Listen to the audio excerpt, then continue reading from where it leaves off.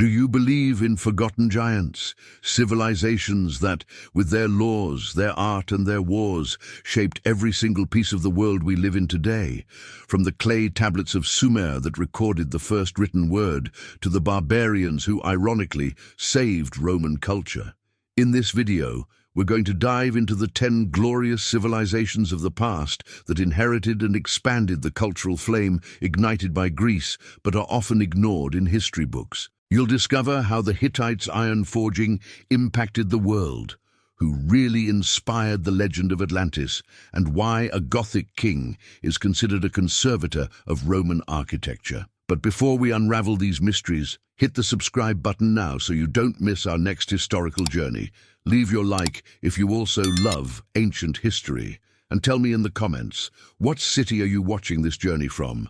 Buckle up, because our time machine is ready, starting with the civilization that put the first pen to paper.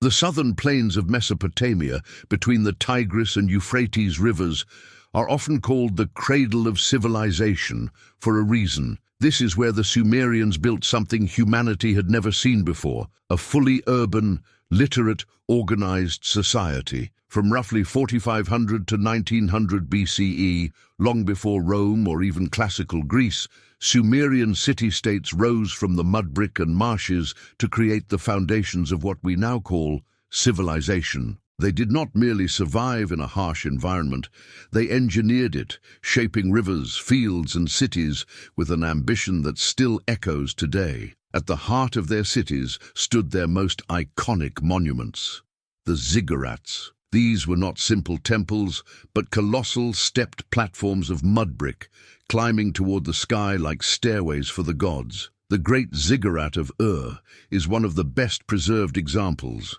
a massive, multi-tiered structure dedicated to the moon god Nana. To the Sumerians, a city without a temple was unthinkable. The ziggurat was the axis between earth and heaven, where priests mediated the will of the gods and the fate of the people. These structures dominated the skyline, visible from great distances, silently proclaiming both religious devotion and political power. But perhaps the Sumerians' most world-changing legacy was not built in brick, but pressed into clay, cuneiform writing. What began as simple pictograms used for accounting, grain, livestock, labor, evolved into a complex script of wedge-shaped signs impressed with a reed stylus. Over time, cuneiform was used to record laws, treaties, hymns, myths, and even personal letters. It is the oldest known full writing system in human history. Without cuneiform, we would know almost nothing concrete about the ancient Mesopotamian world. With it, we can read their voices across 5,000 years, from royal inscriptions to very human complaints about bad shipments and unpaid debts. Sumerian political life revolved around their city-states, Uruk, Ur, Lagash, Kish, Nippur, and others. Each city was an independent entity, governed by a local ruler, often titled Lugal, meaning big man or king. These rulers claimed authority from the gods, but their power was not absolute. Temples, priestly elites, and powerful families all competed for influence. Alliances, rivalries, and wars between city-states were constant. One generation might see Uruk on top, the next would see Lagash taking the lead. Yet despite their rivalry, these cities shared the same language, religion, and cultural framework, forming a recognizable Sumerian civilization. Technologically, the Sumerians were astonishing innovators. They are credited with the invention, or at least the earliest known use, of the wheel, initially for pottery, then for carts and chariots. They developed the plow, transforming fieldwork and enabling more efficient agriculture. Perhaps most critical in their unforgiving environment, they built advanced irrigation systems, canals, dikes, and reservoirs that regulated the floodwaters of the Tigris and Euphrates. This irrigation was the lifeblood of Sumer, turning a marginal landscape into the breadbasket of a civilization, and it required planning, engineering, and constant maintenance. Their irrigation networks were more than mere infrastructure. They were engines of social organization, To build and upkeep canals, large groups had to cooperate under centralized direction. This meant administrators, scribes, overseers, and laborers all working in a coordinated system. The Sumerians even devised some of the earliest known legal and administrative texts to regulate water rights, land boundaries, and labor obligations. In a very real sense, their canals carved not just through soil, but through the structure of society itself, defining who held power and who did the work. Religiously, the Sumerians lived in a world thick with gods. Their religion was polytheistic, and at its center stood the Anunnaki, a group of powerful deities who governed the cosmos and human fate. Anu ruled the heavens, Enlil governed air and storms, Enki presided over wisdom and fresh water, and Inanna, later known as Ishtar, ruled love, war, and political intrigue. Every city had its patron deity, and the temple was as much an economic and political institution as a spiritual one. Temples owned land, stored surplus grain, employed workers, and managed trade. The gods were not distant abstractions, they were employers, landlords, and judges. Among all Sumerian figures, one stands above the rest in later memory: Gilgamesh, the legendary king of Uruk. Whether he was a real ruler or a mythologized fusion of several kings, the Epic of Gilgamesh, preserved in cuneiform, gives us one of the oldest literary masterpieces in history. In it, Gilgamesh confronts mortality, grief, friendship, and the limits of human ambition. This epic shows that the Sumerians were not only inventors and administrators, they were storytellers wrestling with questions we still ask today. Through Gilgamesh, the Sumerians speak across the abyss of time with surprising familiarity. Yet even the first great civilizations are not immortal. The Sumerians faced mounting challenges that ultimately led to their decline. Climate change and prolonged droughts weakened their agricultural base. Salinization from over-irrigation poisoned their fields, and internal warfare drained their strength. Into this vulnerability stepped new powers, most notably the Akkadians from central Mesopotamia. Under Sargon the Great, the Akkadians conquered many Sumerian city-states, creating what is often considered the first true empire in history. Sumer did not vanish overnight, but its language and political independence slowly eroded, absorbed into the broader Akkadian cultural sphere. By around 1900 BCE, Sumer as a distinct political force was gone, though its legacy lived on in the languages, laws, stories, and gods of later Mesopotamian civilizations. The Akkadians, Babylonians, and Assyrians all inherited Sumerian innovations, building upon them just as we still build upon Sumerian inventions today: writing, urban life, law, and organized statecraft. And here is the twist. The civilization that ended Sumer's independence did not destroy its legacy.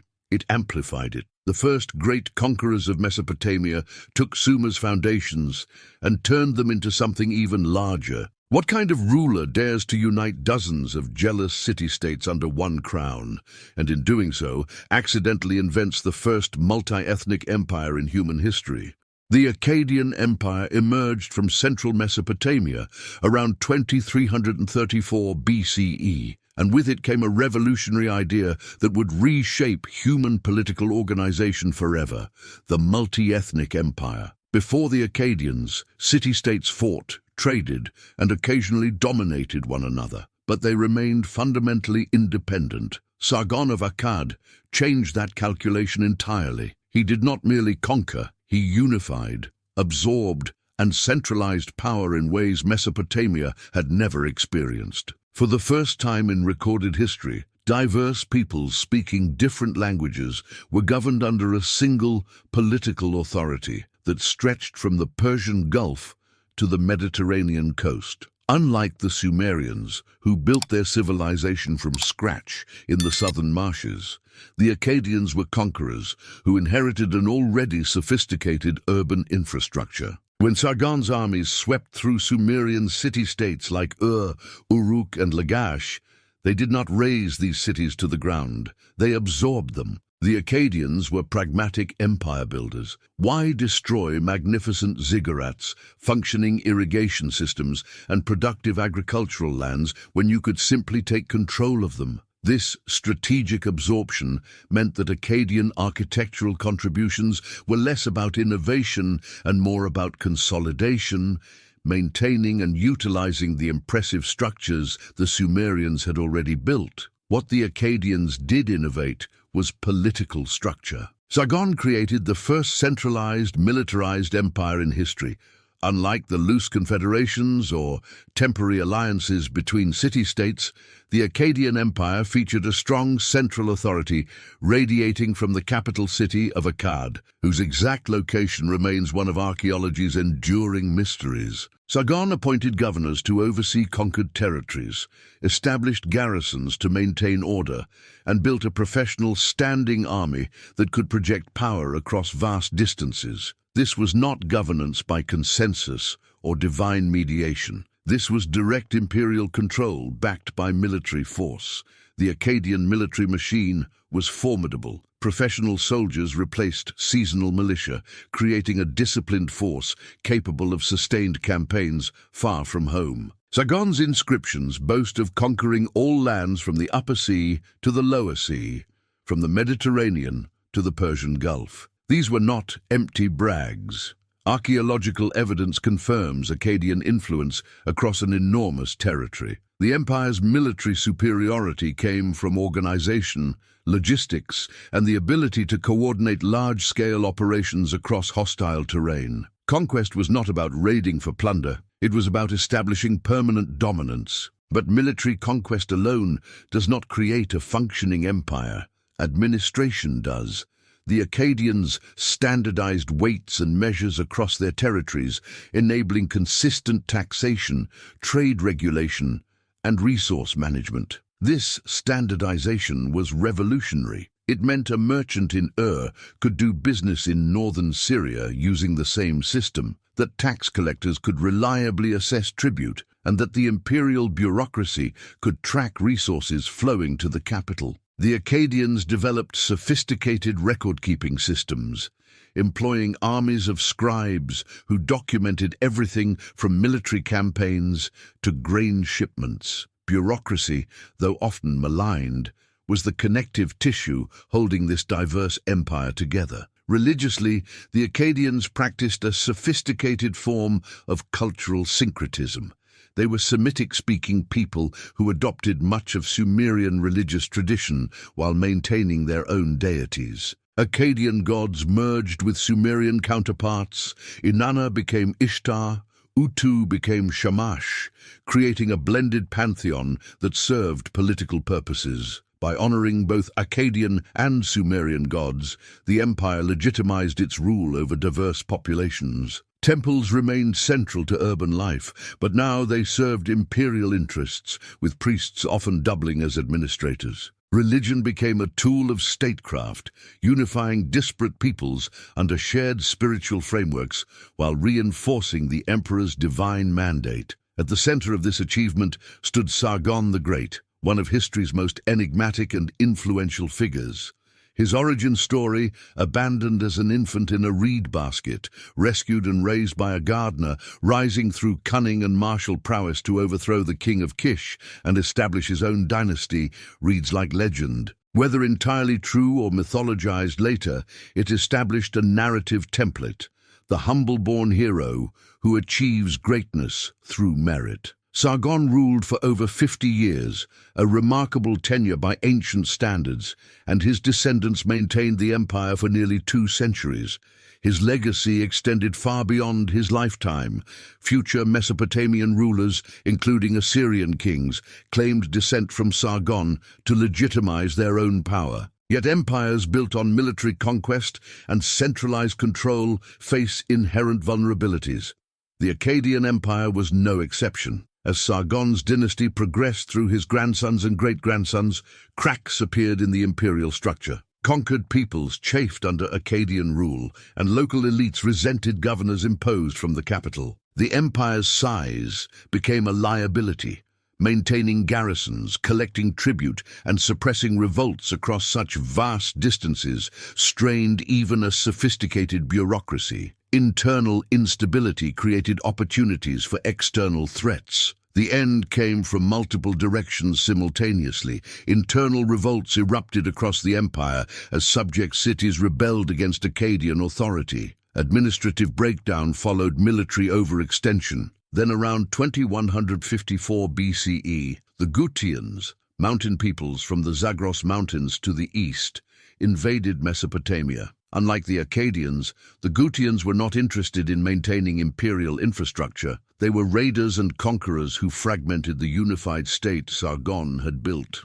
The Akkadian Empire collapsed, not with a definitive battle, but through gradual disintegration, as centralized control gave way to regionalism and chaos. Yet, the Akkadian legacy persisted. Their language became the lingua franca of Mesopotamia for over 1,000 years.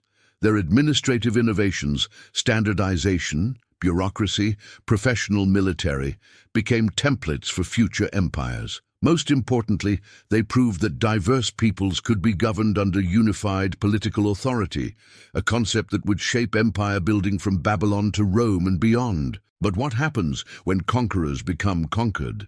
When a new power rises in Mesopotamia, not through military genius alone, but through something even more powerful, law? What civilization would take the Akkadian model of centralized authority and transform it into something humanity had never seen? A written code of justice so comprehensive that it still influences legal thinking 4,000 years later. Babylon, the very name evokes images of legendary wealth, towering walls, and hanging gardens that defied nature itself. But Babylon was more than myth and spectacle. It was the heart of two distinct empires that dominated Mesopotamia across nearly 2,500 years. The Old Babylonian Empire flourished from roughly 1894 to 1595 BCE, while the Neo-Babylonian Empire rose phoenix-like centuries later, from 626 to 539 BCE. Both periods transformed law, science, architecture, and religion, leaving legacies that echo through Western civilization to this day. The city of Babylon itself sat strategically along the Euphrates River in central Mesopotamia, positioned to control trade routes connecting the Persian Gulf to Anatolia and the Levant. What began as a modest city-state under Amorite rulers exploded into regional dominance under Hammurabi, the sixth king of Babylon's first dynasty. Hammurabi was not merely a conqueror, though he conquered extensively. He was a state builder who understood that lasting power required more than military might. It required law, administration, and the perception of divine justice flowing through royal authority. Hammurabi's greatest achievement was his law code, one of the most complete and oldest legal documents ever discovered. The Code of Hammurabi, inscribed on a towering black basalt stele, topped with an image of the king receiving authority from the sun god Shamash, contained 282 laws covering everything from property rights and family disputes to commercial contracts and criminal penalties. The famous principle of proportional justice, an eye for an eye, a tooth for a tooth, comes from this code, though the reality was more nuanced. Punishments varied by social class. Harm to a nobleman carried harsher penalties than harm to a commoner or slave, reflecting Babylonian social hierarchies. What made Hammurabi's code revolutionary was not merely its comprehensiveness, but its public nature.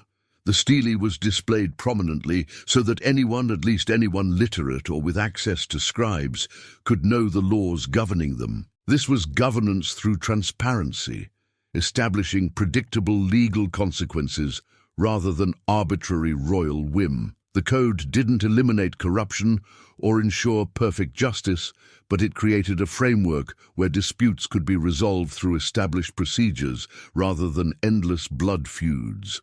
Law became the empire's skeleton, holding together a diverse realm through shared legal expectations. Politically, Babylon represented the apex of centralized monarchy in ancient Mesopotamia. The king was absolute, claiming divine mandate from Marduk, Babylon's patron deity, who had been elevated to supreme status in the Babylonian pantheon. Unlike Sumerian city-states with their competing power centers or the occasionally fractious Akkadian Empire, Babylon, under strong rulers like Hammurabi, concentrated power in royal hands. The king was chief priest, supreme judge, military commander, and economic administrator. This centralization enabled rapid decision-making and coordinated policy implementation, though it also meant that weak kings could trigger swift imperial decline. The Babylonians were also brilliant scientists, particularly in astronomy and mathematics.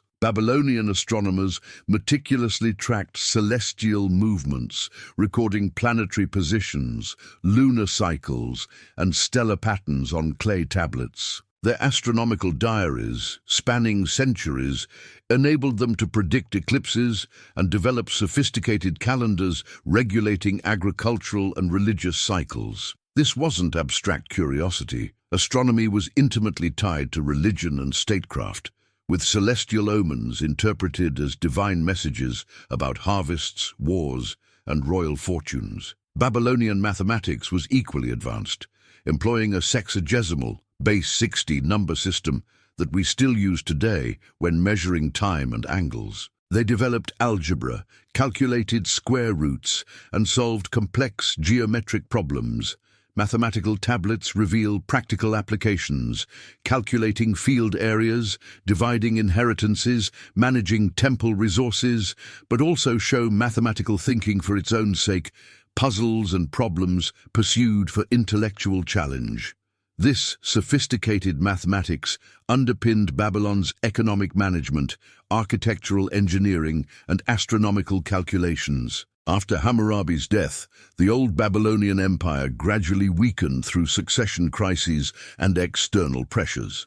In 1595 BCE, the Hittites, a powerful Anatolian kingdom we'll explore later, raided Babylon, sacking the city and ending the First Dynasty.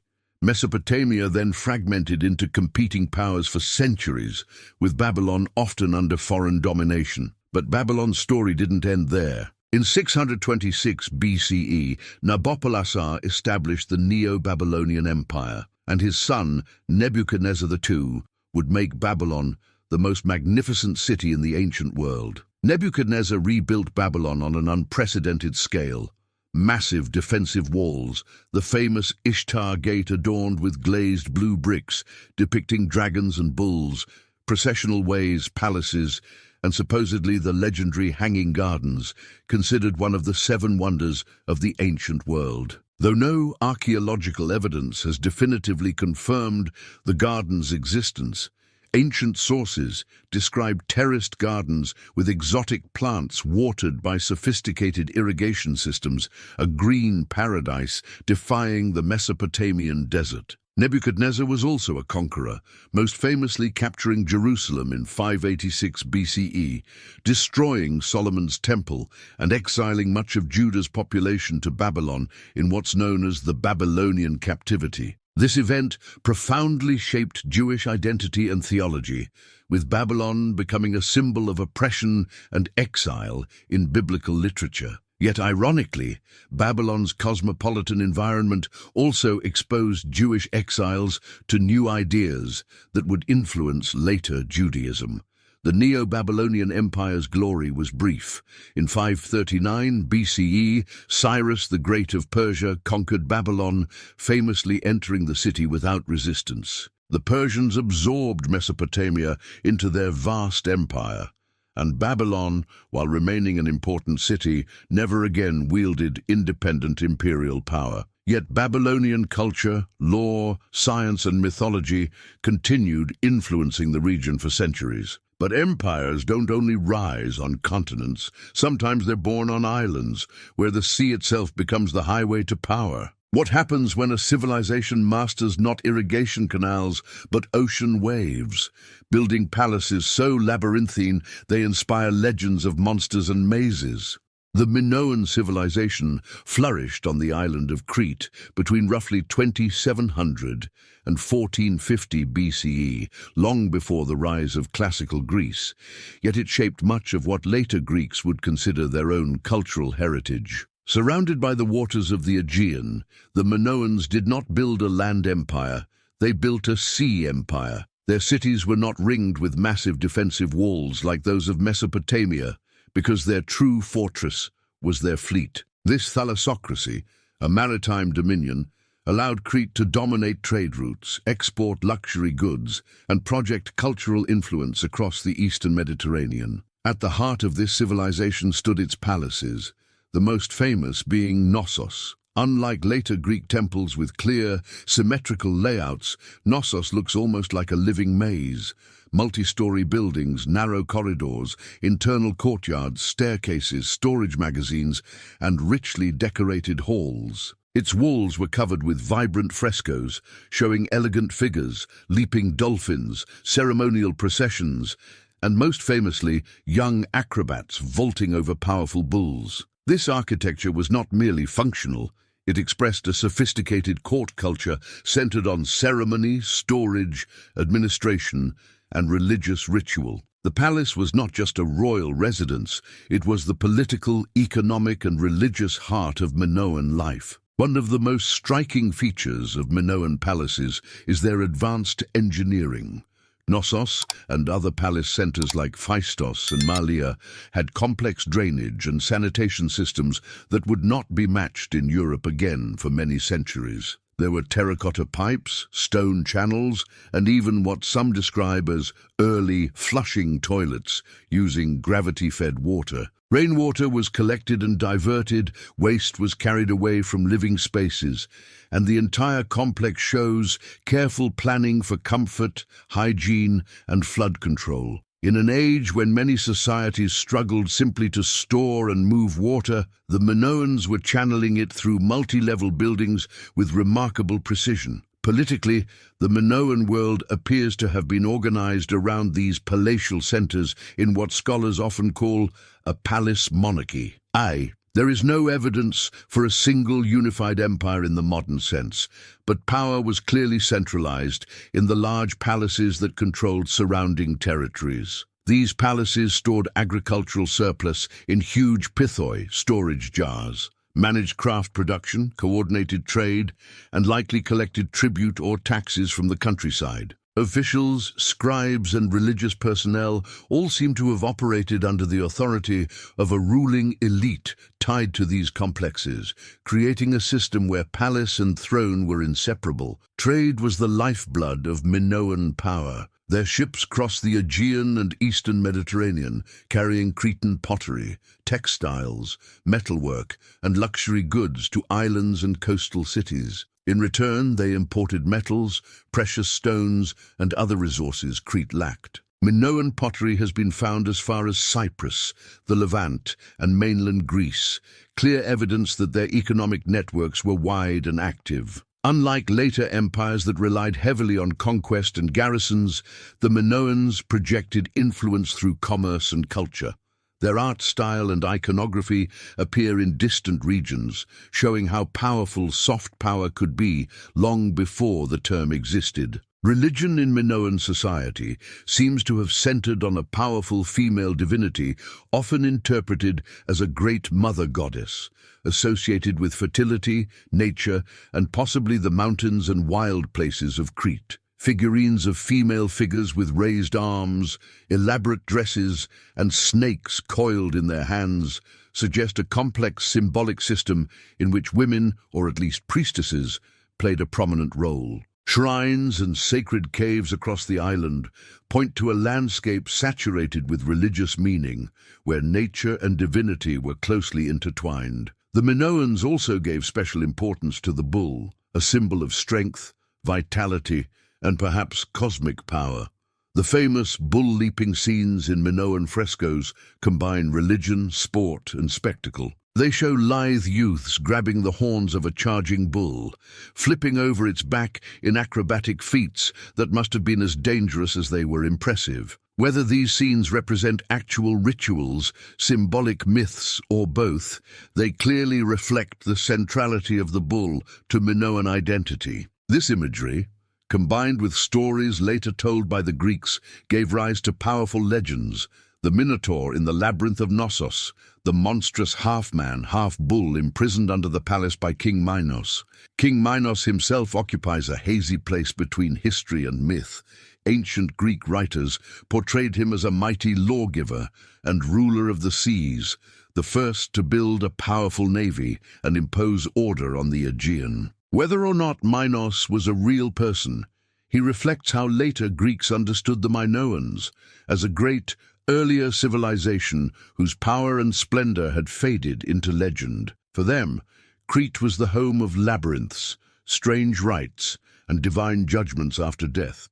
For us, Minos is a symbol of how historical memory transforms real kings and courts into timeless archetypes. The decline of the Minoan civilization appears to have been triggered by a combination of natural disaster and human invasion. Around the mid-2nd millennium BCE, the volcanic island of Thera, modern Santorini, to the north of Crete, erupted catastrophically. This explosion, one of the largest in recorded history, likely caused tsunamis, ash fallout, and climatic disruption throughout the Aegean. Coastal settlements could have been destroyed, harbors damaged, and agricultural cycles thrown into chaos.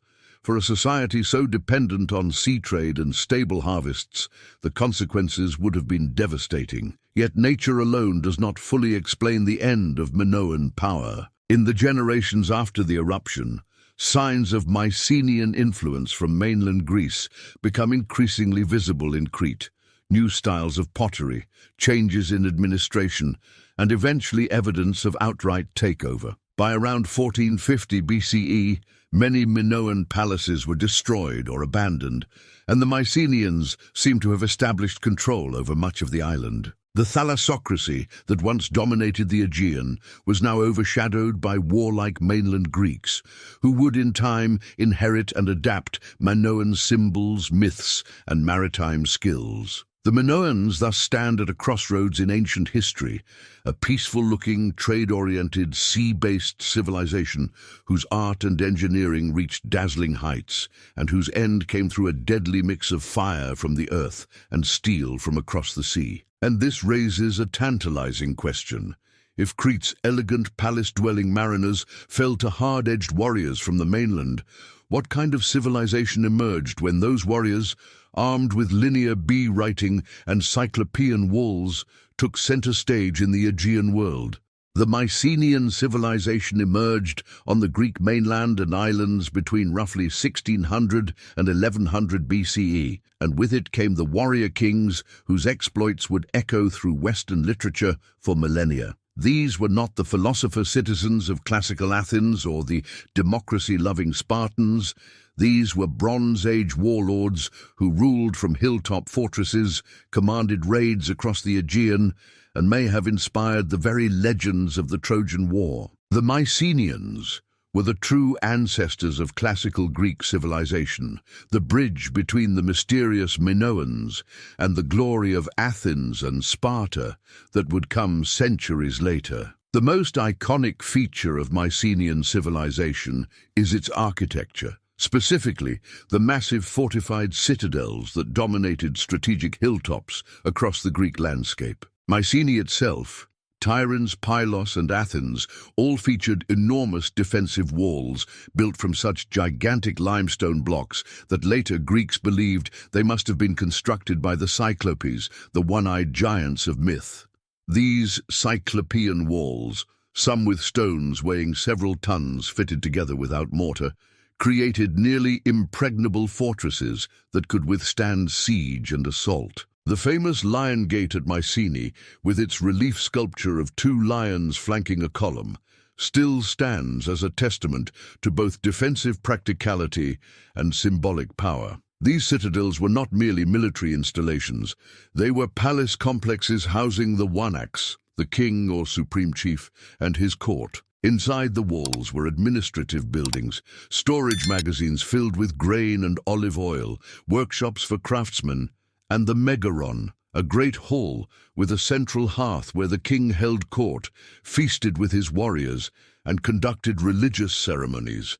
The megaron would later influence the design of Greek temples, showing how Mycenaean architecture shaped classical Greek culture. Unlike the open, labyrinthine Minoan palaces, Mycenaean citadels were compact, defensible, and clearly designed for a world where warfare was constant and trust scarce. Politically, the Mycenaean world was fragmented into independent kingdoms, each ruled by a wanax who commanded warrior elites, controlled surrounding agricultural territories, and maintained diplomatic or hostile relations with neighboring kingdoms. There was no unified Mycenaean empire.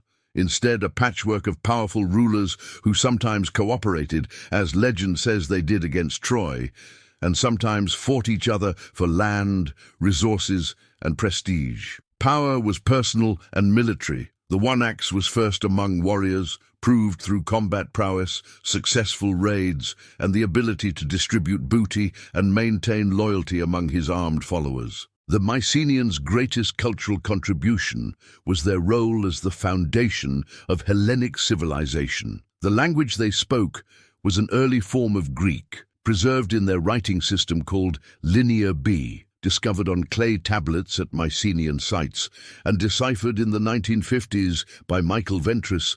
Linear B revealed that the Mycenaeans were indeed Greek speakers whose administrative records documented everything from livestock counts to religious offerings. This was not literature or poetry, it was bureaucratic accounting, but it proved definitively that Greek civilization had roots reaching back into the Bronze Age, over 3,000 years ago. Linear B tablets also reveal that many gods of the later Olympian pantheon were already worshipped by the Mycenaeans.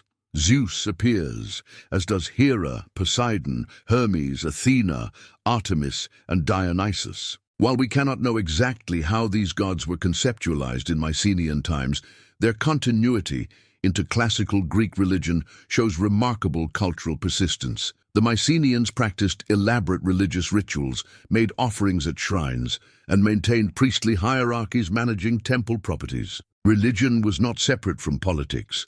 The wanax himself often held religious authority, reinforcing his rule through claims of divine favor and performing sacrifices to ensure the god's protection. Among all Mycenaean rulers, none looms larger in legend than Agamemnon, the king of Mycenae, who supposedly led the unified Greek forces against Troy in Homer's Iliad. Whether Agamemnon was a real historical figure or a composite of multiple rulers remains debated, but the legendary Trojan War itself may reflect actual Mycenaean military expeditions to Anatolia. Heinrich Schliemann's 19th-century excavations at Mycenae uncovered a gold funeral mask he famously, and probably incorrectly, identified as the Mask of Agamemnon, capturing how deeply these legends resonate even in modern archaeology. Real or mythologized, Agamemnon represents the archetype of the Mycenaean warrior king,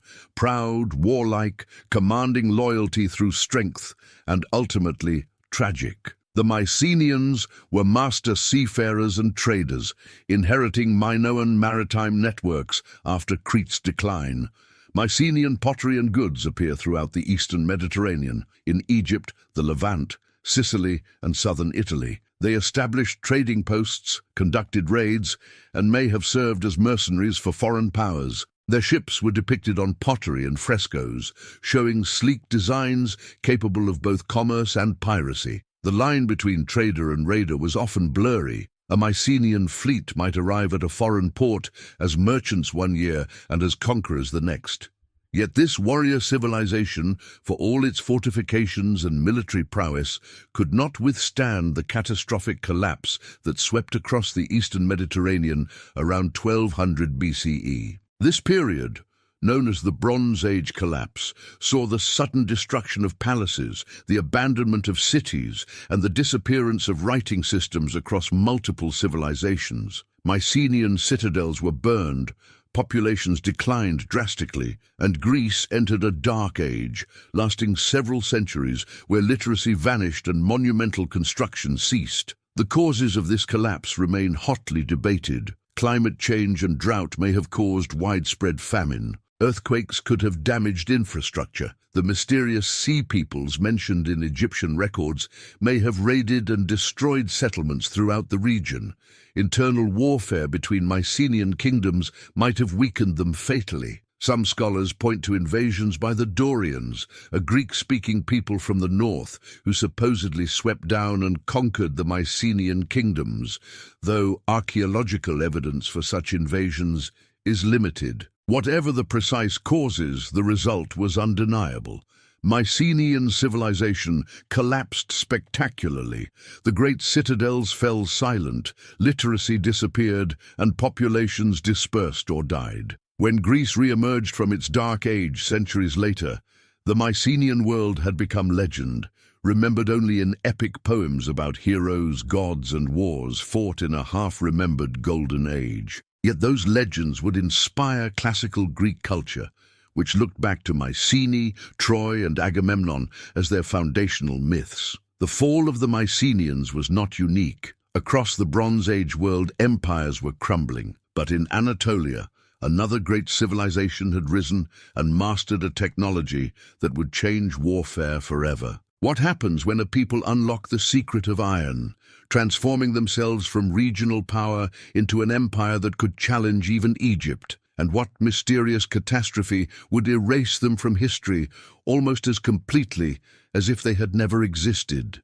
In the rugged highlands of Anatolia, modern-day Turkey, a civilization rose that would challenge the mightiest empires of the Bronze Age and pioneer a technology that would revolutionize warfare forever: iron. The Hittite Empire, flourishing from roughly 1600 to 1178 BCE, controlled a vast territory stretching from the Aegean coast to northern Syria, rivaling Egypt and Babylon in power and sophistication. Yet despite their achievements, the Hittites vanished so completely from historical memory that until the late 19th century, many scholars doubted they had existed at all. Only when archaeologists excavated their capital, Hattusa, did the full scope of Hittite civilization emerge from beneath centuries of silence. Hattusa, nestled in the central Anatolian plateau, was an impressive feat of urban planning and military engineering. The city was surrounded by massive stone fortifications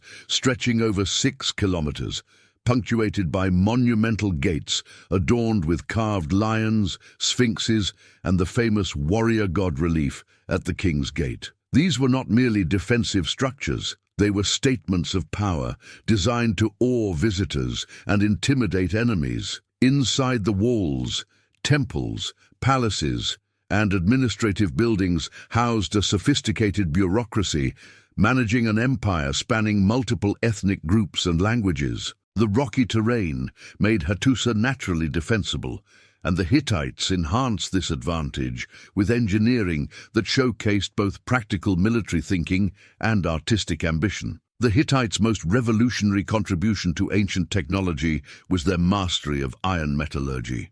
While bronze, an alloy of copper and tin, had dominated weaponry and tools for centuries, iron offered superior hardness and durability once properly forged. The Hittites were among the first to develop techniques for smelting and working iron on a large scale, giving them a decisive military advantage. Iron weapons could pierce bronze armor, iron tools lasted longer, and crucially, iron ore was far more abundant than the tin needed for bronze.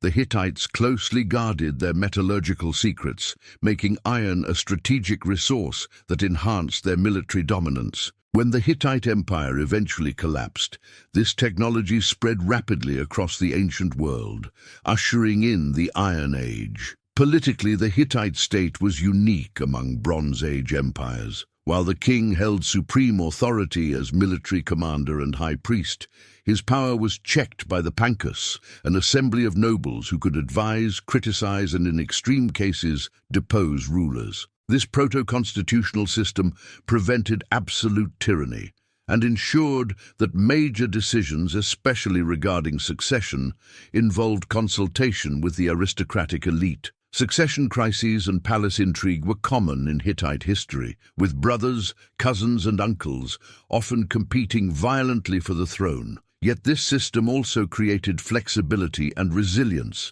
allowing capable leaders to rise even from unexpected quarters. One of the Hittites' most remarkable innovations was their approach to diplomacy and international law. The Treaty of Kadesh, signed around 1259 BCE between the Hittite king Hattusili III and Egyptian pharaoh Ramesses III, is the oldest known written peace treaty still preserved.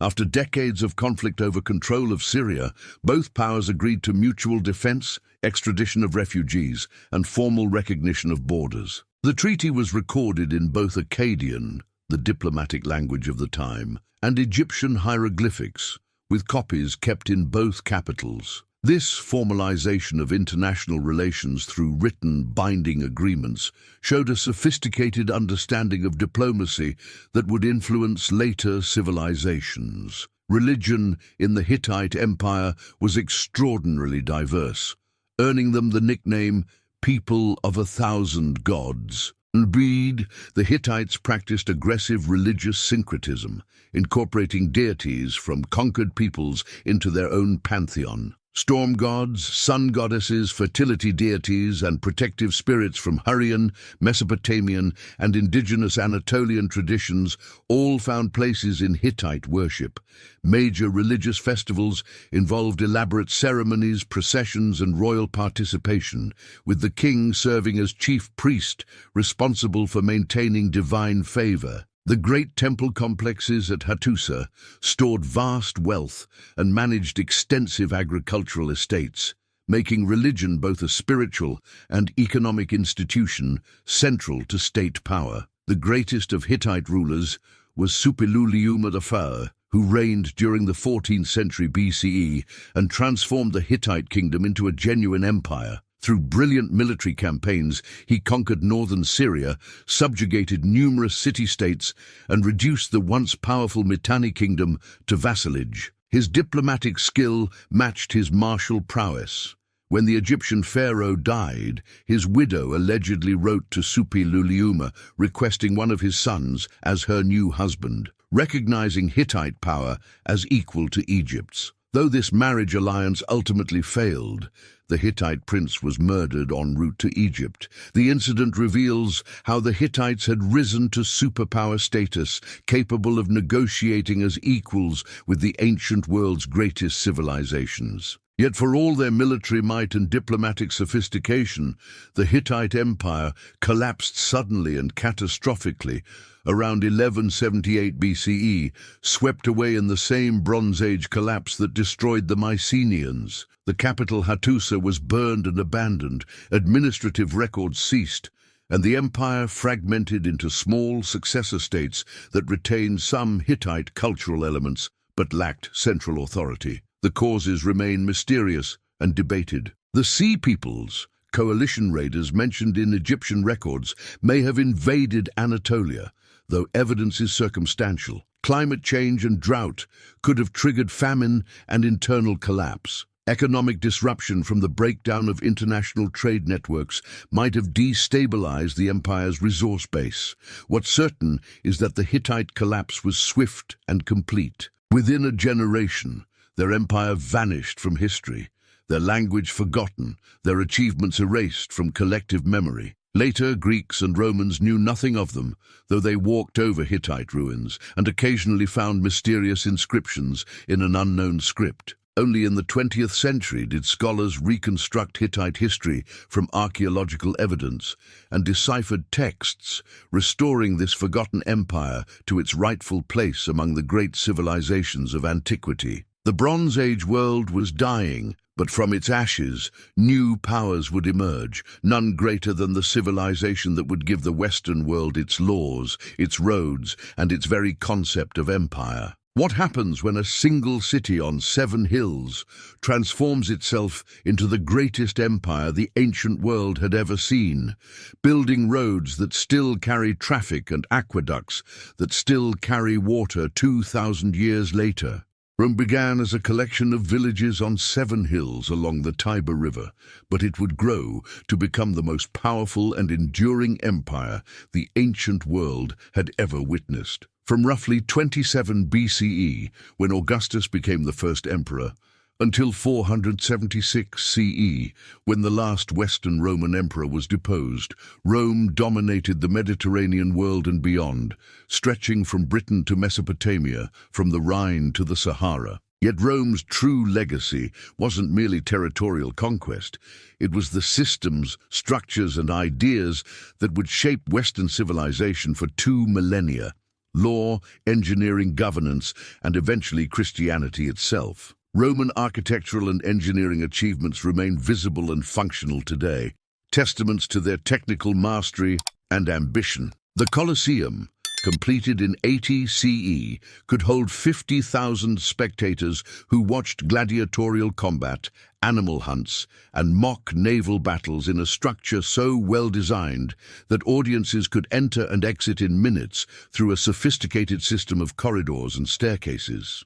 The Pantheon, with its massive concrete dome featuring an open oculus at its center, has stood for nearly 2,000 years as the world's largest unreinforced concrete dome, a feat of engineering not matched until modern times. Roman aqueducts carried millions of gallons of fresh water daily across hundreds of miles, using precise gradients to maintain flow, with some still supplying water to modern cities. These monuments were possible because Romans perfected opus caementitium, Roman concrete, a revolutionary building material combining volcanic ash, lime, and aggregate that could be poured into forms, hardened underwater, and gained strength over time. This innovation allowed Romans to build on scales and with designs impossible in earlier stone architecture. Arches, vaults, and domes became signatures of Roman engineering, distributing weight efficiently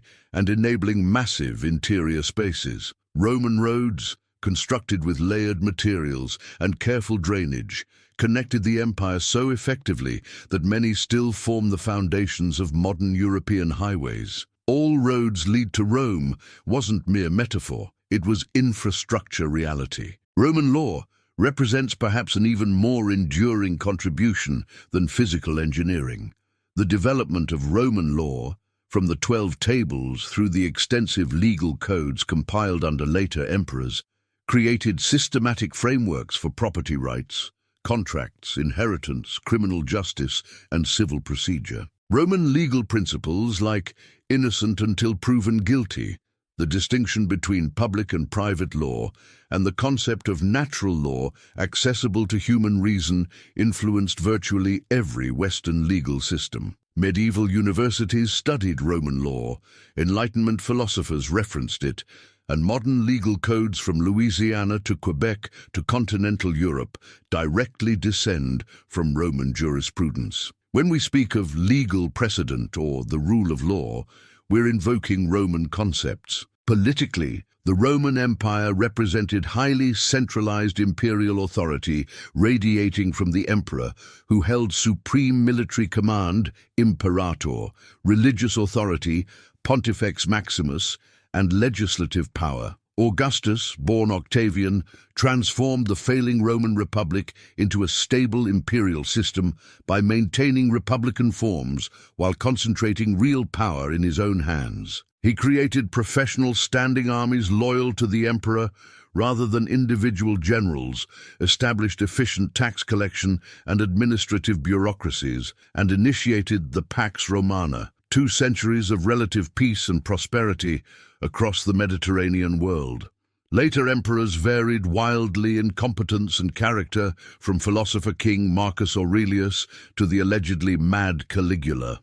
But the imperial system itself proved remarkably resilient. Roman religion initially centered on a polytheistic pantheon, largely adapted from Greek gods: Jupiter, Zeus, Juno, Hera, Mars, Ares, Venus, Aphrodite, combined with native Italian deities and an elaborate system of household and state cults. Religion was fundamentally public and civic. Participating in state religious ceremonies demonstrated loyalty to Rome itself. The Romans were generally tolerant of subject peoples' religions, provided they also honored Roman gods and the imperial cult. This pragmatic syncretism allowed diverse populations to maintain local traditions while participating in broader Roman culture. Yet, this religious flexibility had limits. Christianity, emerging in the 1st century CE as a Jewish sect, initially faced persecution because Christians refused to participate in imperial cult worship,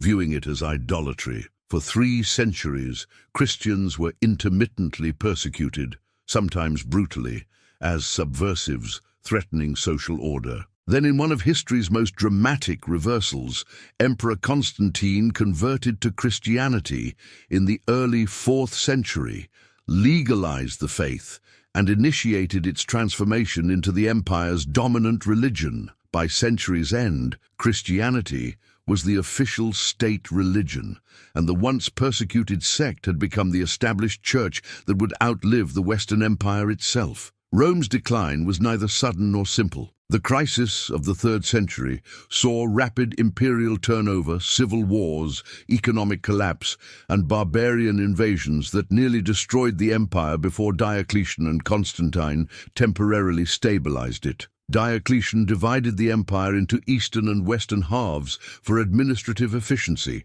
a division that became permanent and eventually cultural. The wealthier, more urbanized Eastern Empire, later called Byzantine, would survive another 1,000 years. The Western Empire, however, faced mounting pressures: administrative decay, economic stagnation, military weakness, and most dramatically, waves of Germanic peoples, Goths, Vandals, Franks, Lombards, who were themselves fleeing Hun invasions from Central Asia. These barbarian invasions weren't always violent conquests. Often they were migrations of people seeking settlement within Roman territory, sometimes invited as federated allies. But the cumulative effect was transformation. Germanic generals commanded Roman armies, barbarian kings ruled former Roman provinces, and in 476 CE, the Germanic general Odoacer deposed the last Western Roman emperor Romulus Augustulus and declared himself king of Italy. The Western Roman Empire had ended, not with epic battles, but with quiet administrative collapse. Yet this was not civilization's end, but its transformation. The Germanic kingdoms that emerged from Rome's ruins claimed to inherit Roman authority, maintained Roman administrative practices, and preserved Roman culture even as they transformed it. And among these Germanic inheritors, none were more dramatic than the Visigoths, the barbarians who sacked Rome itself, yet became unexpected conservators of the very civilization they supposedly destroyed. How did wandering Gothic tribes transform into kingdom builders who would rule Spain for 3 centuries? The Visigoths, literally noble Goths or Western Goths, began not as kingdom builders but as desperate refugees. Originally dwelling north of the Danube River, these Germanic peoples were driven into Roman territory in 376 CE by the terrifying westward advance of the Huns.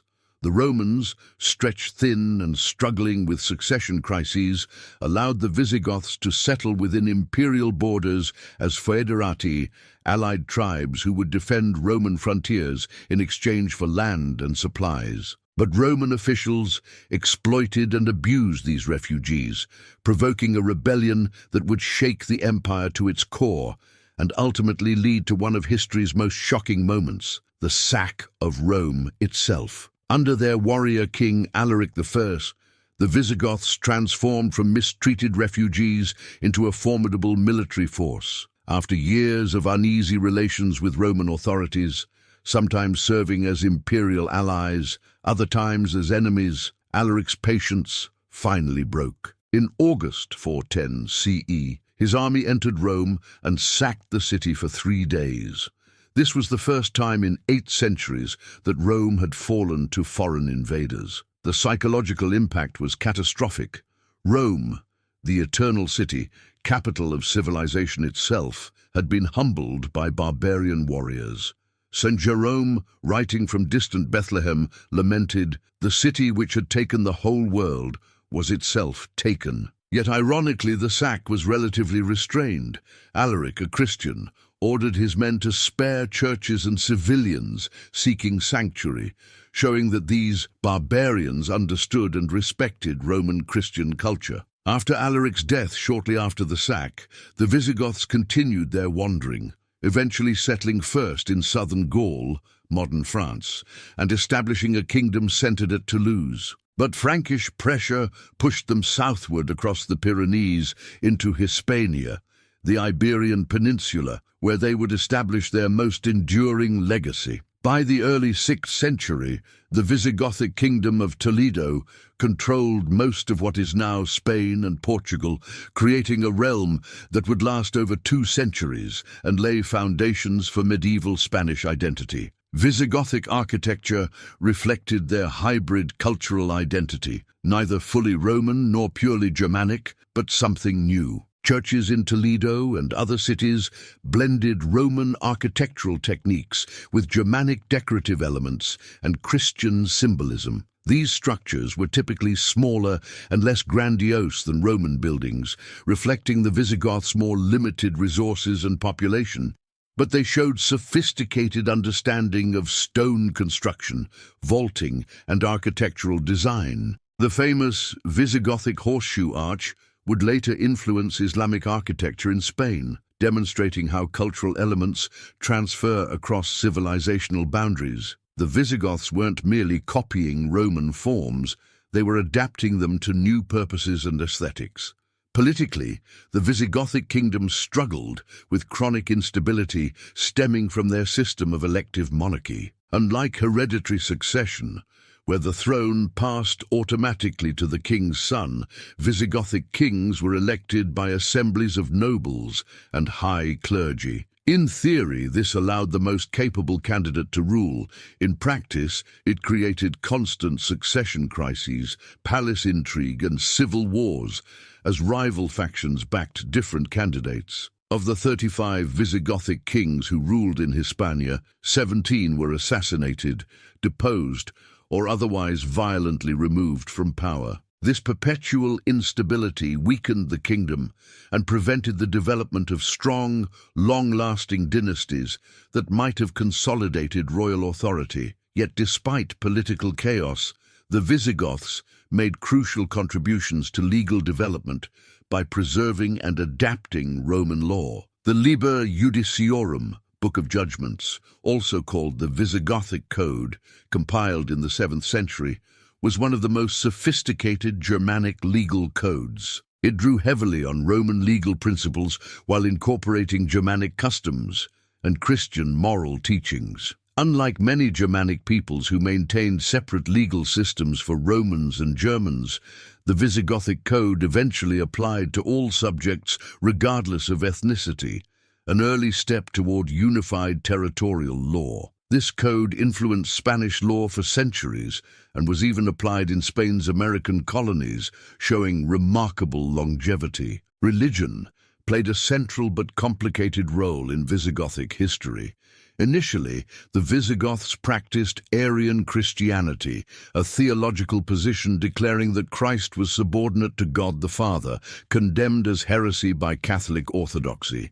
This religious difference created tension between Visigothic rulers and their predominantly Catholic Roman subjects in Hispania. The divide wasn't merely theological, it was political and social, marking Goths as distinct from Romans. In 589 CE, King Reccared dramatically converted to Catholicism at the Third Council of Toledo, bringing the entire Visigothic nobility with him. This conversion unified the kingdom religiously, eliminated the Roman-Gothic divide, and strengthened royal authority by aligning the crown with the powerful Catholic Church hierarchy. The Visigothic kingdom reached its cultural peak in the 7th century under kings like Chindaswinthe and Receswinthe, who centralized royal power, codified laws, and patronized scholarship. Isidore of Seville, a Visigothic bishop, compiled the Etymologiae, an encyclopedia attempting to summarize all human knowledge.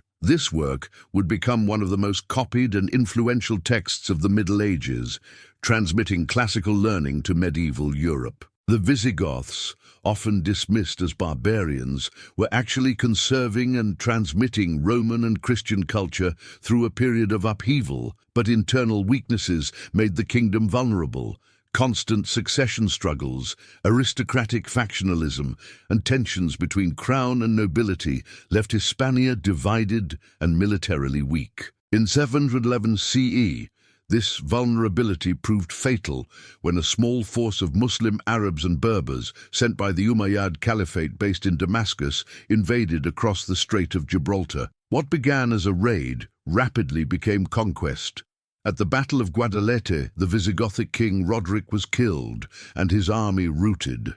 Within 7 years, nearly the entire Iberian Peninsula fell to Muslim rule, ending 3 centuries of Visigothic governance. The speed of the collapse was stunning.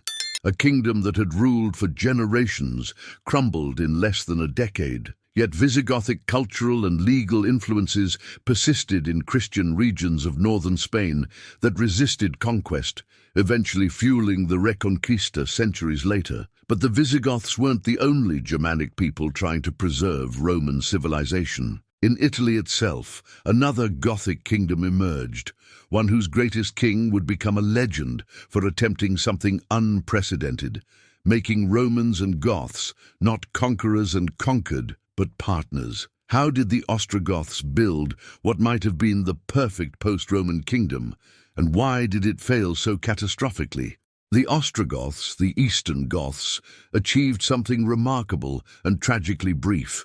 They created a kingdom in Italy that preserved Roman civilization more successfully than the Romans themselves had managed in the empire's final chaotic decades. From 493 to 553 CE, the Ostrogothic kingdom ruled Italy not as barbarian conquerors destroying Roman culture, but as self-conscious inheritors attempting to maintain the infrastructure, administration, and cultural achievements of Rome while adding Gothic military strength. At the center of this ambitious experiment stood one of the early Middle Ages' most capable rulers, Theodoric the Great, whose reign represented perhaps the last moment when Roman and Germanic cultures might have genuinely fused into something new. The Ostrogoths' journey to Italy began in the Balkans, where they had settled after being freed from Hunnic domination following Attila's death. Initially serving as federati for the Byzantine Empire, based in Constantinople, the Ostrogoths under Theodoric became increasingly independent and troublesome. The Byzantine Emperor Zeno solved this problem brilliantly by redirecting Ostrogothic ambitions westward.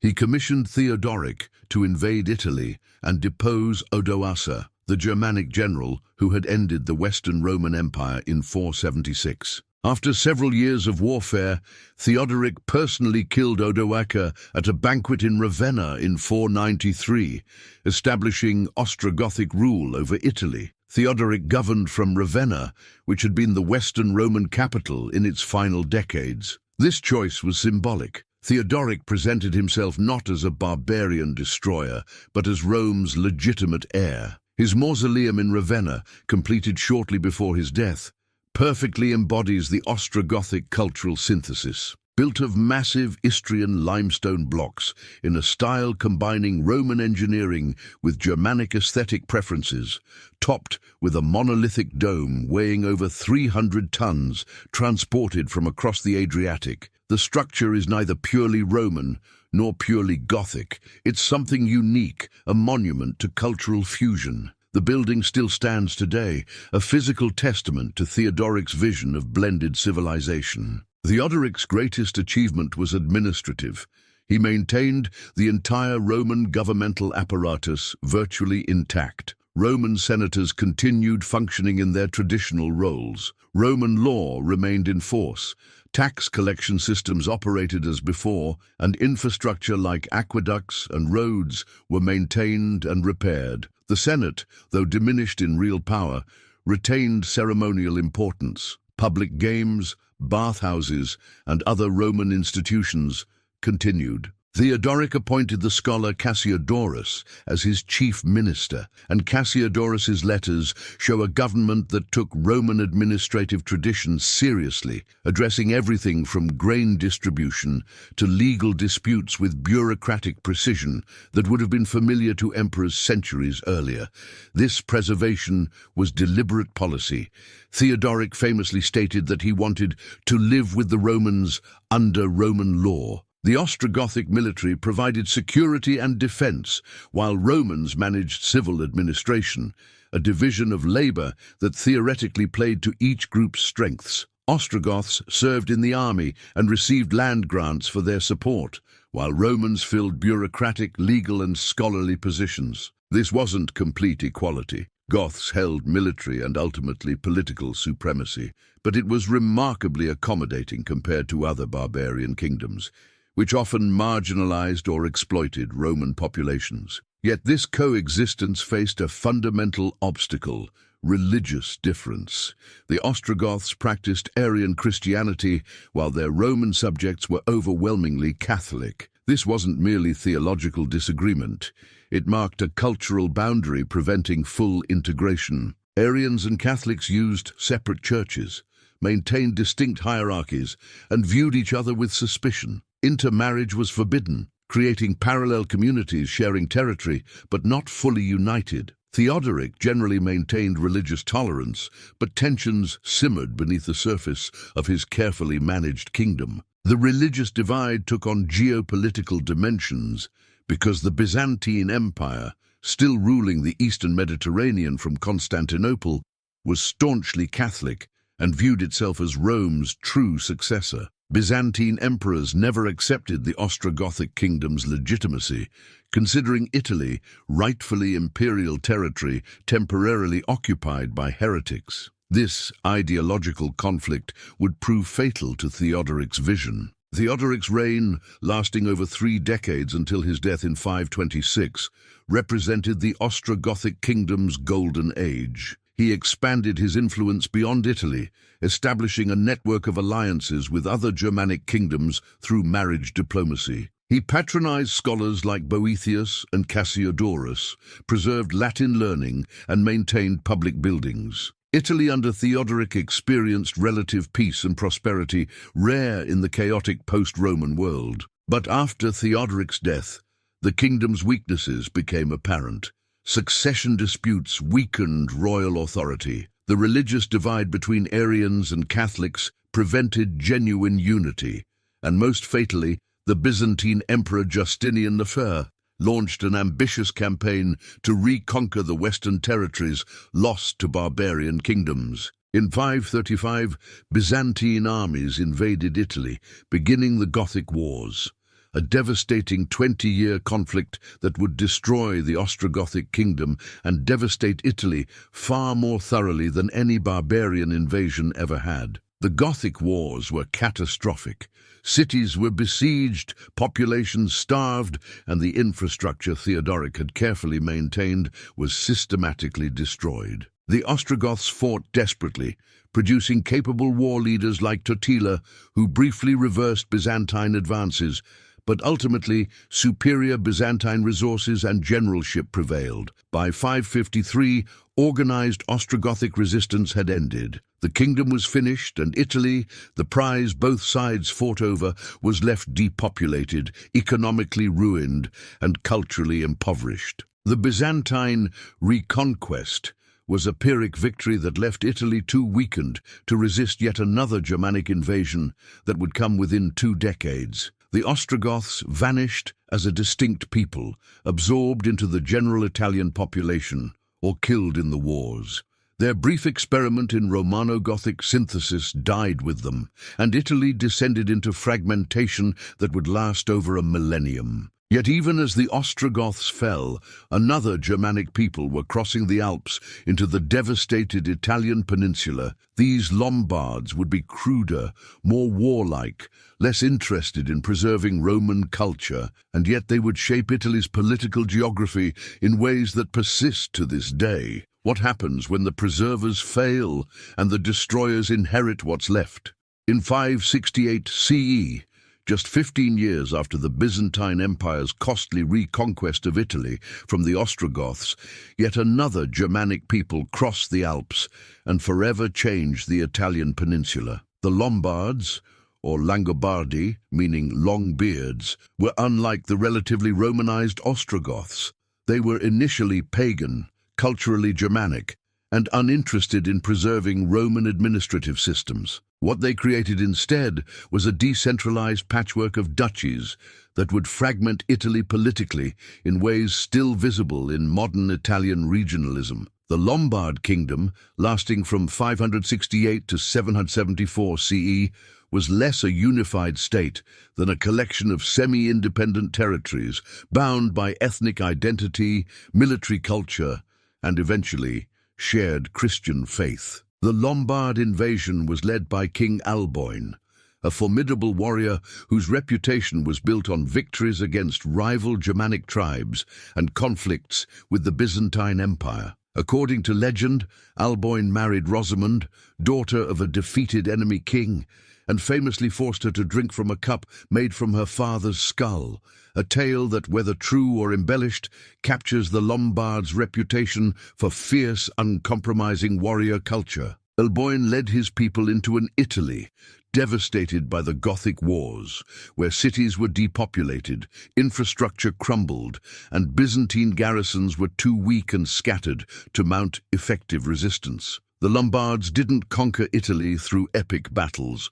They simply occupied a power vacuum in a broken land. Unlike previous Germanic rulers who established capitals in former Roman cities and maintained centralized administration, the Lombards created a fundamentally different political structure. The kingdom was divided into numerous duchies, Spoleto, Benevento, Friuli, and others, each ruled by a duke, dux, who wielded near-sovereign authority over his territory. The king in Pavia, the nominal capital, held limited power over these dukes, who controlled their own armies, administered their own justice, and often pursued independent foreign policies. This extreme decentralization created chronic instability and made unified action nearly impossible, but it also allowed Lombard power to survive even when central authority collapsed, as regional dukes continued ruling their territories independently. This political fragmentation had lasting consequences.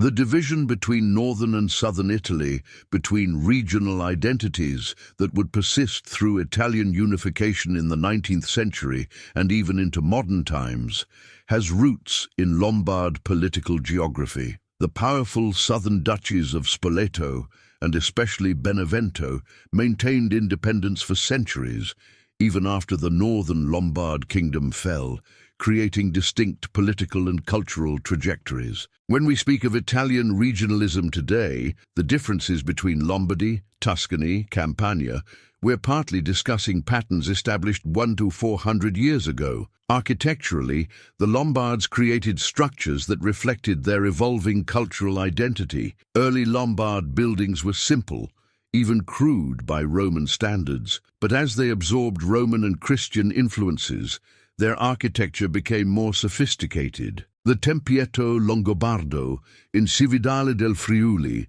with its intricate stucco decorations and architectural fusion of Germanic, Byzantine, and Roman elements, shows how Lombard artistic sensibilities developed. Churches in Pavia and other Lombard centers combined Romanesque architectural principles with distinctive decorative elements, interlaced patterns, stylized animal motifs, and geometric designs that would influence later medieval Italian art. The Lombards weren't master builders like the Romans, but they developed distinctive aesthetic traditions that contributed to medieval European visual culture. Where the Lombards truly excelled was metalworking and jewelry craftsmanship. Lombard goldsmiths created extraordinarily intricate ornamental work, fibulae, brooches, belt buckles, sword fittings, and jewelry featuring complex interlaced designs, garnets, and precious metals. Archaeological discoveries of Lombard grave goods reveal sophisticated metalworking techniques, including granulation, filigree, and cloisonné, that rivaled Byzantine craftsmanship. This wasn't merely decorative. Jewelry and metalwork demonstrated status, wealth, and identity in Lombard society. A warrior's worth could be read in the quality of his sword fittings and belt ornaments, while elite women wore elaborate jewelry signaling family prestige and social position. Religion marked the Lombards' most significant cultural transformation. Initially pagan, worshipping Germanic deities and maintaining warrior cults, the Lombards gradually converted to Christianity, though the process was uneven and took generations. Some Lombards initially adopted Arian Christianity, following other Germanic peoples, while others went directly to Catholicism. By the late 7th century, Catholicism predominated, and Lombard kings increasingly presented themselves as defenders of the faith. This conversion was crucial for legitimacy. It brought Lombard rulers into the broader Christian European community and eased relations with their Roman subjects, yet it also created new conflicts, particularly with the Pope in Rome, whose territories were surrounded by Lombard duchies and who increasingly saw Lombard expansion as threatening papal independence. The papacy's complicated relationship with the Lombards ultimately determined the kingdom's fate. Unable to rely on distant Byzantine protection and threatened by Lombard territorial ambitions, Pope Stephen II made a fateful decision. He crossed the Alps in 754 to appeal directly to the Frankish king Pepin the Short, offering spiritual legitimacy in exchange for military protection. This alliance between the papacy and the Frankish kingdom would reshape European politics for centuries. Pepin campaigned against the Lombards, forcing them to cede territories to papal control, establishing the papal states that would survive until Italian unification. But the final blow came from Pepin's son, Charlemagne, the most powerful Frankish ruler in history. When Lombard King Desiderius threatened papal territories in the 770s, Pope Hadrian I called for Frankish intervention. Charlemagne invaded Italy in 773, besieged Pavia, and in 774 captured Desiderius, ending the Lombard kingdom. Charlemagne took the Iron Crown of Lombardy for himself, adding King of the Lombards to his titles. The independent Lombard kingdom was finished, absorbed into the growing Carolingian Empire that would soon be refashioned as the Holy Roman Empire. Yet Lombard influence didn't vanish with their kingdom's conquest. Their laws, collected in the Edictus Rothari and subsequent legal codes, continued shaping Italian legal development. Their regional duchies influenced medieval Italian political geography. Their name survives in Lombardy, one of Italy's wealthiest regions, and their story of Germanic warriors transforming from pagan invaders into Christian kingdom builders represents the broader pattern of how barbarian peoples reshaped post-Roman Europe. And so, our journey through the 10 glorious civilizations comes to an end. From the invention of writing by the Sumerians to the preservation of Roman culture by the Ostrogoths, we've seen that the past is not a straight line, but a rich tapestry where each people, whether a Greek maritime empire like the Minoans or a warrior tribe like the Visigoths, added a layer of complexity and glory to human civilization. The legacy of Greek culture did not disappear.